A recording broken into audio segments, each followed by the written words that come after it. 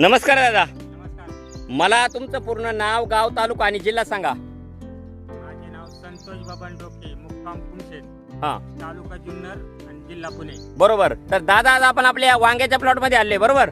तर मला सांगा दादा, ही आपली वांग्याची व्हरायटी कोणती हो? हा, सुपर गौरव म्हणून व्हरायटी, बरोबर. तर हा वांग्याचा प्लॉट साधारणतः दादा किती दिवसाचा प्लॉट झाले आता? हा, पावणे 2 महिन्याच्या आसपासचा प्लॉट आहे, बरोबर. तर वांगी या पिकासाठी तुम्ही यावर्षी थोडासा बदल करून आपली जे ऑर्गॅनिक कार्बनयुक्त दाणेदार खत आहेत त्याच्यामध्ये गोदावरी, कृषी समृद्धी, सिलिकॉन, पीडीएम, पोटॅश, ब्रोम आणि कृषी मॅक्स हे तुम्ही काय केलंय? ज्या प्रेडला आपण वांग्याला बेसल डोस खाली भरतो, हा, ते प्रेडला तुम्ही काय केलंय? ते बेडमध्ये खाली भरलेली खतं, बरोबर.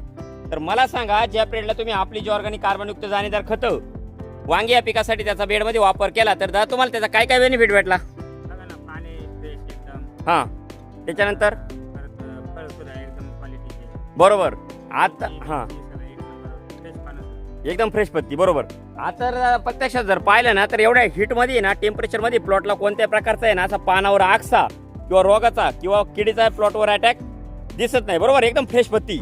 आता भरपूर प्रमाणात आहे ना, खालून खोडातून जर पाहिलं तर एकदम जबरदस्त असा फुटवा तर आहेच, पण वरती जर डायरेक्ट शेंड्यापर्यंत जर पाहिलं ना, भरपूर प्रमाणात अशी फुलकळी लागलेली, बरोबर.